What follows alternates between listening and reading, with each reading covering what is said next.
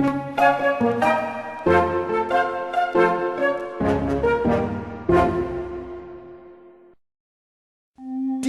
falls apart really fast. Gee, that's what we said.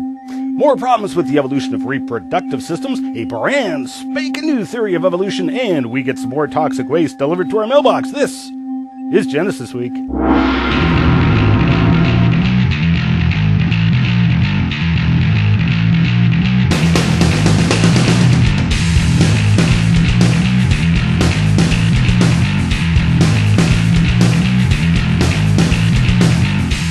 And welcome to this episode of Genesis Week, the weekly program of creationary commentary on news, views, and events pertaining to the Origins controversy, answering your questions and questioning your answers. Proudly brought to you by the supporters of Core Ottawa, Citizens for Origins Research and Education, and now carried on the Christianima Network, Christian cinema at its finest.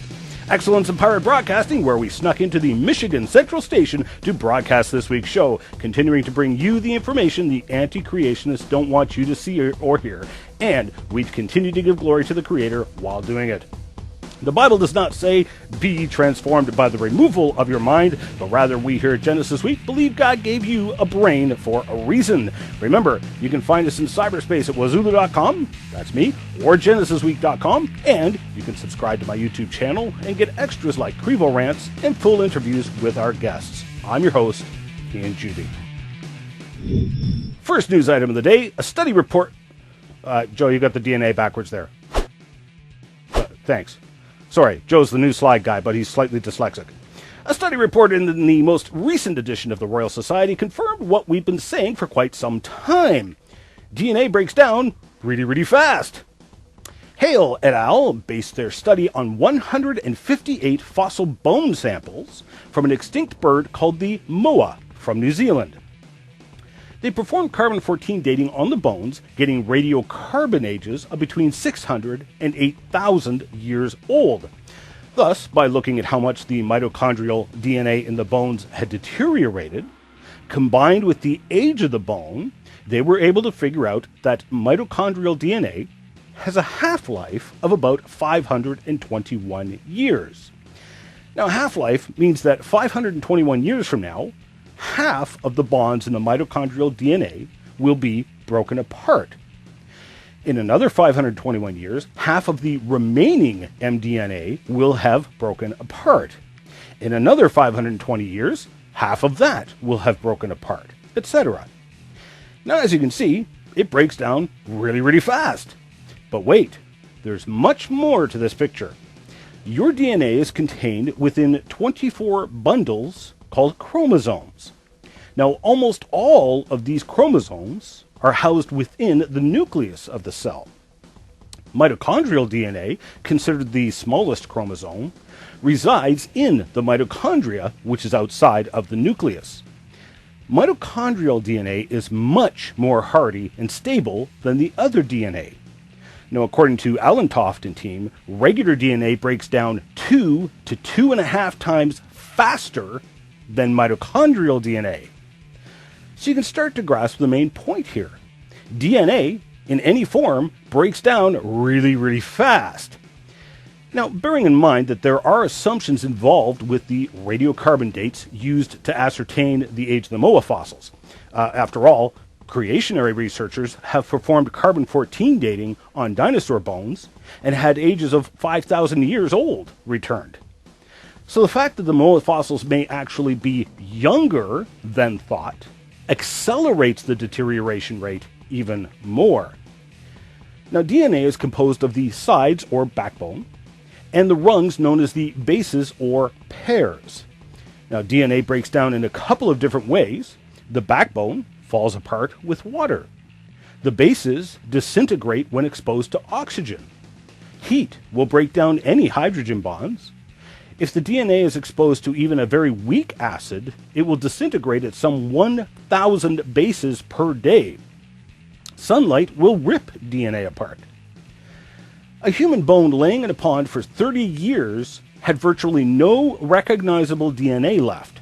0.000009% was able to be amplified in the lab. Now, that was only after 30 years of deterioration.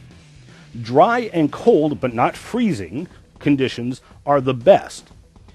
One study was conducted on the DNA left from licking postage stamps 83 years prior. Now, the DNA had deteriorated considerably in only 83 years, when the letters and stamps were kept in a dry location. Now, you can read more about all of these in Dr. Theodore Sykes' article here. Now, let's apply this information to real-world studies. There have been dozens of examples of DNA found that were claimed to be extremely old. The Denisovans, which were discussed in episode 2 of this season, were just one classic example.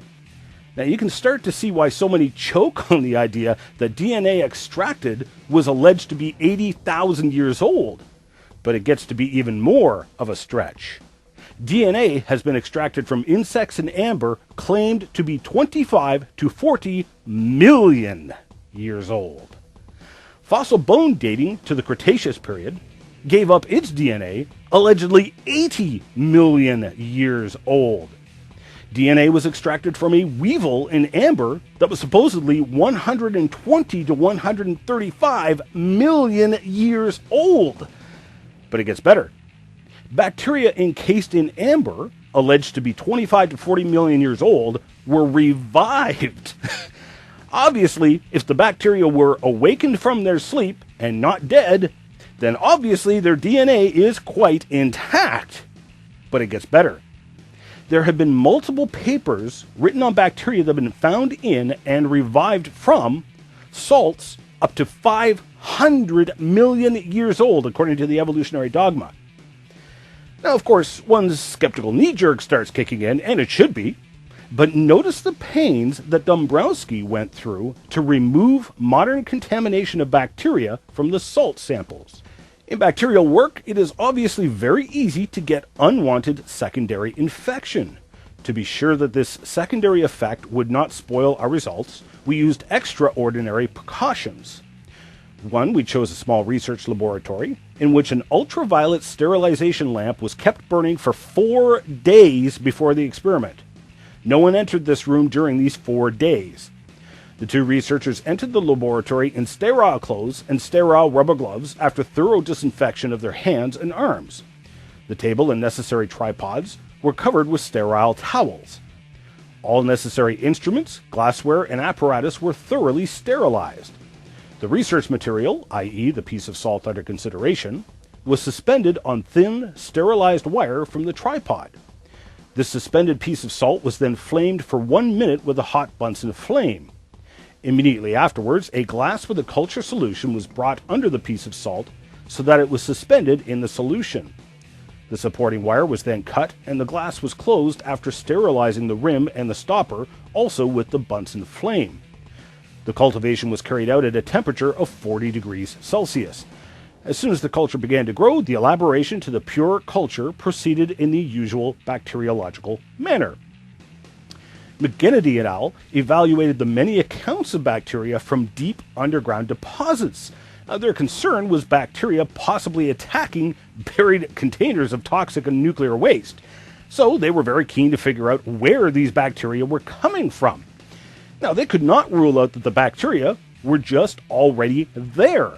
But notice that none of the skeptics ever questioned the age of all of this DNA, allegedly tens to hundreds of millions of years old. Now, as the saying goes, the proof is in the pudding. DNA deteriorates so quickly that it is impossible for it to last tens of millions of years.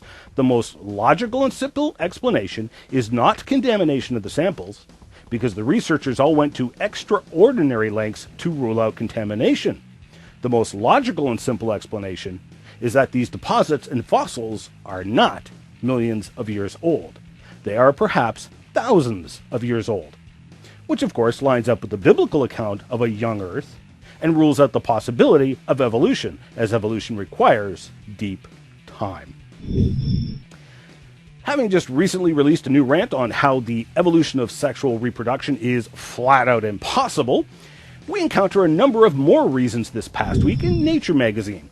As I pointed out in Crevo Rant number 13, Not only do you need to evolve two radically different male and female reproductive systems at the exact same time and place on planet Earth, these two systems have to be complementary and compatible. And the compatibility is far more complex than just being able to mate. For example, the female immune system has to be able to recognize male sperm for what it is and not destroy it. After all, it is a foreign entity, and the immune system is designed to seek and destroy all foreign bodies within the body. Sperm has a specific immunosuppressant built in that the female immune system recognizes so it won't attack the sperm. Remember, this is the reproductive system. If evolution occurs one small step at a time, when did the step changes occur in the female and male reproductive systems? How did the male sperm know how to mark itself so the female reproductive system would recognize it? And how did the female immune system know how to recognize the sperm? If there is any failure here, you have no reproduction and the extinction of the developing species. Now, once the egg is fertilized, we have a heap of other problems to address. The egg contains foreign bodies, and in fact, the developing baby is a completely separate entity from the mother. Contrary to the abortionist's mantra, it is not her body, but rather a completely different body. The baby has different DNA. It could be male, a different gender, and can have a completely different blood type. All of these facts will cause the mother's immune system to attack and destroy the developing baby as an invader. That's what immune systems do. Instead, Rowe et al. Show in their paper why the mother's immune system not only does not attack the baby, but instead acts to protect the baby from invaders as well. Now, when pregnancy occurs, there is a cascade of chemical signals that transpire throughout the mother's body. These chemical signals cause a cascade of physical reactions in the mother, of which every mother is already aware. Each and every one of these processes that take place is crucial to the survival of the baby, and in some cases, the mother. If any of these steps is missed or goes awry, it is the end of reproduction and the extinction of the evolving species. One of those steps in the cascade is the release of a bunch of regulatory T cells in the mother's blood, which turn off the immune system's attack on the developing baby. These regulatory T cells are called FOXP3 and plus CD4. Now, when you get an infection, your body produces T cells specific to that infection, and the T cells have a variety of jobs. However, when you get an infection, specific T cells are produced, and your immune system now has a memory of sorts. If you ever get that infection again, the specific T cells are already around, and thus the attack on the invader happens all the more quickly and aggressively. This is why you have to get poison ivy twice before you see any reaction to it. The second time you get it, your body essentially overreacts to it.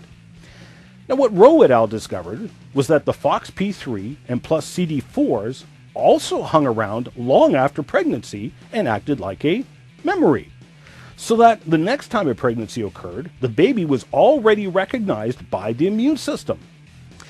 As David Coppage put it on the Creation Evolution Headlines website, one wonders how many babies had to die before evolution came up with this mechanism, this intricately orchestrated process by chance.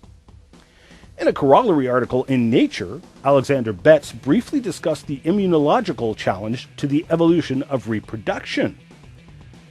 From an evolutionary perspective, maternal exposure to paternal antigens in the fetus is a relatively new problem. Most animals lay eggs, so tolerance is not an issue. Hogwash! Even animals that lay eggs also have similar problems because many egg-laying animals still have internal fertilization of the eggs. And so the female immune system will attack any sperm as invaders, unless there are complicated safeguards in place. Complicated safeguards that cannot evolve one small step at a time. I'm sorry, the evidence speaks volumes. that in the beginning, God created them male and female. The two systems were designed right down to the most intricate details to work with each other. On that note, the most recent issue of Science magazine had a large special section entitled Forces on Development. Now, looking specifically at things like evolutionary development and embryo development, Dr. Stuart Newman proposed an essentially new theory of evolution. Or so it seemed at first. As it turns out, his theory really is just another rehash of punctuated equilibrium. The idea that evolution happened in leaps and jumps, which directly contradicts the long-standing evolutionary thinking, that evolution happens in small steps. Now, he couldn't be more clear in his paper. It is counterintuitive but revealing that the morphological motifs animals began with were carried over to the present with few additions. In one sentence, Newman has directly contradicted conventional evolutionary theory taught in our textbooks, peer-reviewed journals, and television science programs, that life develops one small step at a time. Instead, based on the fossil evidence, complex life just appeared. Boom, there it is. To explain this, Newman made an analogy. As animal bodies develop, the groups and clusters of cells tend to fold up, extend, and even make skeletons with repeating parts, like the hand or your toes. Newman and several authors have noted the striking similarities between these developing cell arrangements and the natural formations that occur with non-living viscoelastic materials. Now, what is a viscoelastic material? Well, a viscoelastic material is a substance which is both viscous and elastic at the same time, like honey. It's thick and it stretches when forces are applied. The molecules of the viscoelastic materials stick together for a variety of reasons: electrostatic charge, van der Waals force, and other physical reasons. So Newman suggests that the original clumps of cells stuck together like viscoelastic fluids to form the first multicelled animals. Newman suggests that physics acted on early multicellular forms to define in broad strokes the patterns of development in order to resolve several seemingly paradoxical aspects of the evolution of the animal phyla.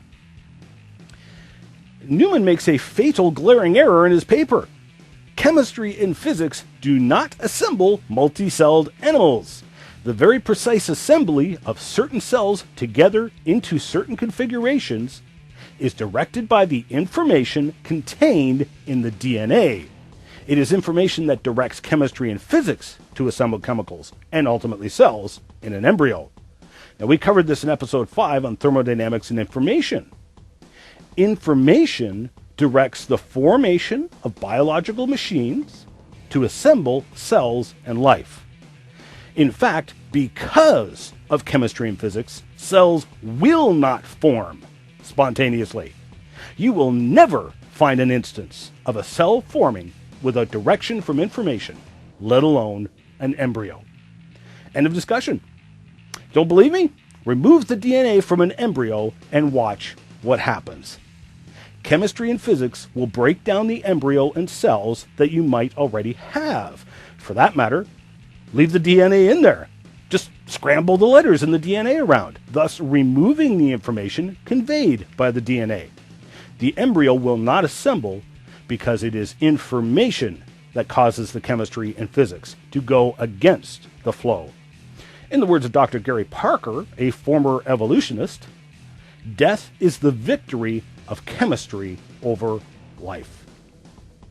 In his podcast interview on the Science website, Newman says that the original cells had genes that were capable of mobilizing these physical forces of the middle scale when the cells found themselves in clusters.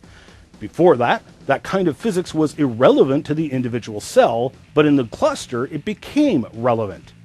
As Brock Lee put it, if the genes were previously irrelevant, what allowed them to hang around for millions of years before they became useful? Just like the order of the letters in the DNA is not the result of chemistry and physics, so also is the assembly of an embryo. It is the result of intelligence, which produced information, which directed machines, in this case biological machines, to counteract chemistry and physics to form life. The first cause of intelligence and life must be living. And I would suggest to you that first life was the Creator, Jesus Christ, who rose from the dead to show he was the life. In closing, I like the way TCR Creation put it on his excellent blog response to the article. You are allowed to question how evolution happened, but you better not question whether it happened. Yes, Newman pointed to the very evidence that contradicts the evolution paradigm to bolster his theory of evolution, which runs counter to conventional theory. Of course, if Newman is wrong, and it would appear he is for multiple reasons, then where does that leave conventional evolutionary interpretation?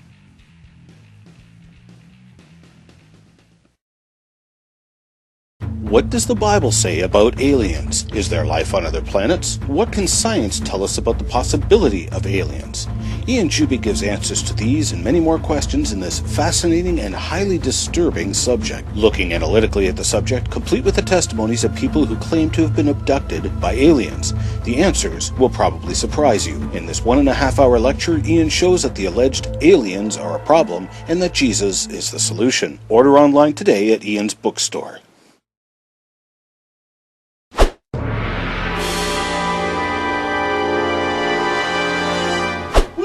Mail for me?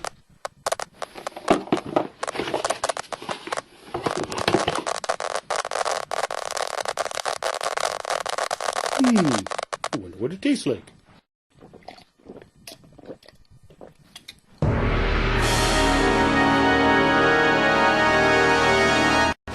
Lots of viewers writing in for the last two shows, some obviously more unimpressed than others. As always, more baloney from you.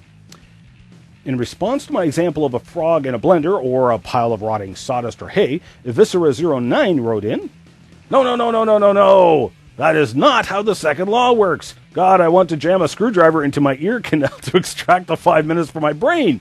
What you are describing is the heat produced from microorganisms as they chemically break down the organic matter. Heat is a common byproduct of metabolic function. Actually, I'm glad he brought this up because he or she is correct that in my example, a lot of the heat comes from bacterial activity. Now, I was aware of this, but due to time constraints on that particular show, I had to cut out a lot.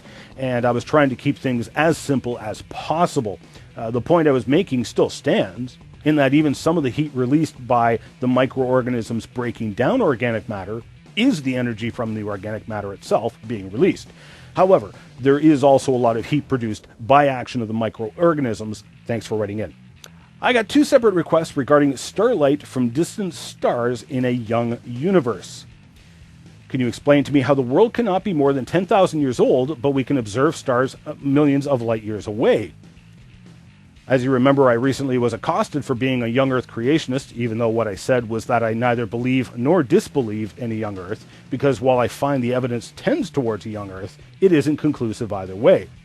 The one item that has kept me firmly in the middle of the road is the distance of visible galaxies.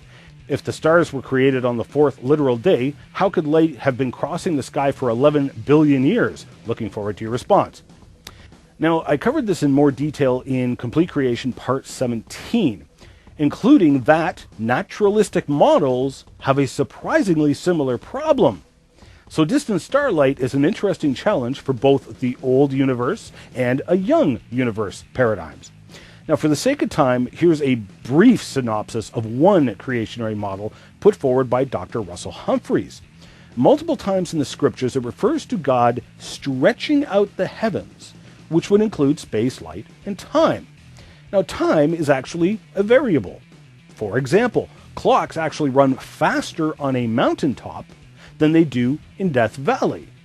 This is because time is actually affected by gravity. This is called time dilation.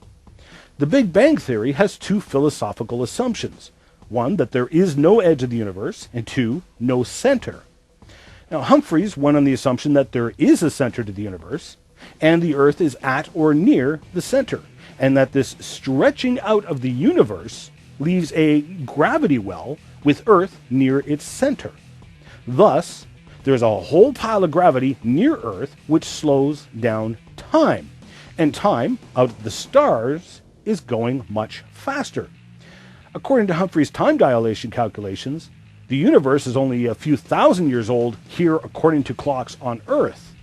But at the edge of the universe, a clock could read billions of years old. You can read more about his model in his book, Starlight and Time. Apparently, a number of people didn't understand what I said in the episode on thermodynamics, as several skeptics argued with me, saying that energy from the sun, or heat from the earth, can reverse entropy. Now, I challenged them to please provide an example. Several people wrote in, citing examples like plants. Well, wait a minute, that's what I said in the very video they were criticizing. I'm well aware that plants cause a local decrease in entropy. That's just my point. Decreasing entropy requires a machine. The plant is the required machine, in this case, a biological machine. So the whole point I was making with thermodynamics was that evolution requires an increase in order over time, which is accomplished by a local decrease in entropy, which is accomplished by a machine converting available energy, which requires information on how to build and operate the machine, which requires intelligence, which is outside of nature. It all points to a creator. I look forward to your show every week, and I pray that the Lord blesses your ministry 1,000-fold for his glory. I always get a chuckle when someone is arguing about evolutionism, and then they quote information from Talk Origin's website. LOL. That's like handing me something written in crayon. That website is full of bogus information, deception, and dogmatically clings to the dead theory of evolutionism. Ian, God is glorified through your teaching. So many people need to know this information. I believe this video can be summed up in one word. Boom shakalaka laka. Thanks, Ian. One of your best videos yet. Excellent episode. Well, that's it for this week's show. Thanks again for watching, and please join us again next Genesis week. Remember, you can send in your questions and comments in a number of ways, like email, sending us a tweet, or finding the latest show on our YouTube channel and leaving a comment. I'm your host, Ian Juby, reminding you of those words of warning and hope from our Creator, the Lord Jesus Christ, who said, I am the way, the truth, and the life. No man comes to the Father but through me. We'll see you on the flip side. We need your support to help keep this program on the air. You can help by making a tax-deductible donation to Core Ottawa, Canada North Post Office Box 72075, Ottawa, Ontario, K2K2P4. You can also sign up for Ian's newsletter detailing current research and news items at ianjuby.org.